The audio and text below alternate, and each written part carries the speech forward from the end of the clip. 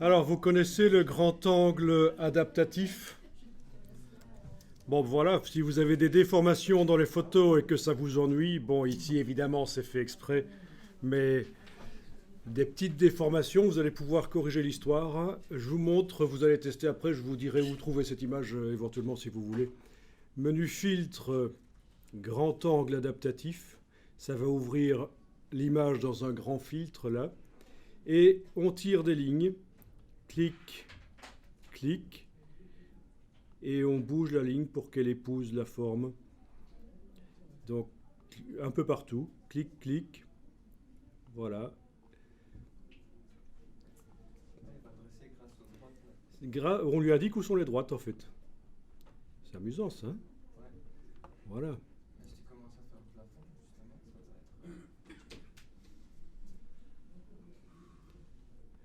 Bon, évidemment, ici, c'est un exemple qui est extrême.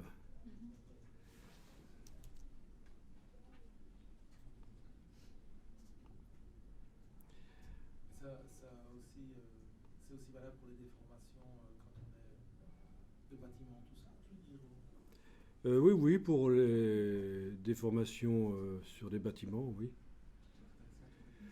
Voilà, etc., etc. Donc, amusant. Je clique sur OK. Et là, vous voyez l'avant-après.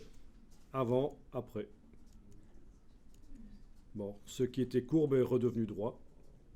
Alors évidemment, il reste des trous, mais là, je peux utiliser le système qui est utile quand on fait aussi des panoramas. Vous avez pris plein de photos et vous demandez à Photoshop de les assembler par fichier automatisation photo merge.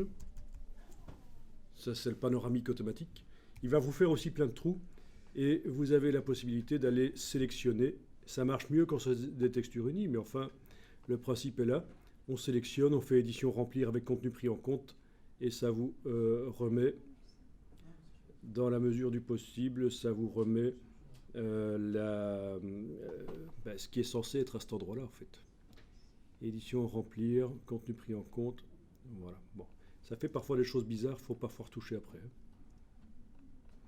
Voilà, par exemple, là je suis dans Google. Comment utiliser le remplissage intelligent pour améliorer les panoramas?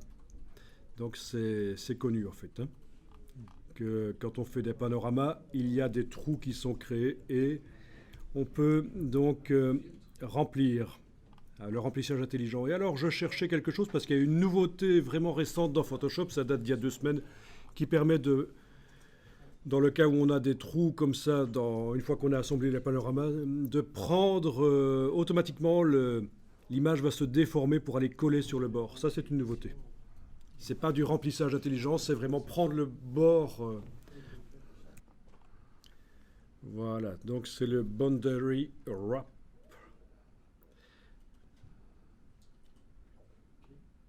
Ça, c'est la nouveauté.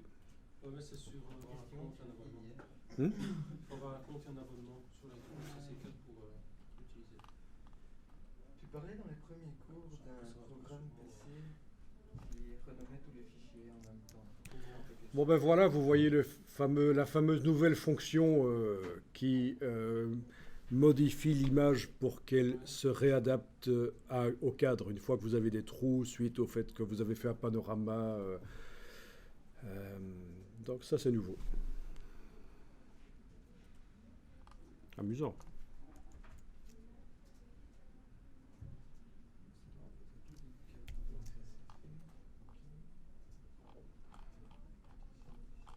Voilà, voilà. Et donc après, tu as pris la plume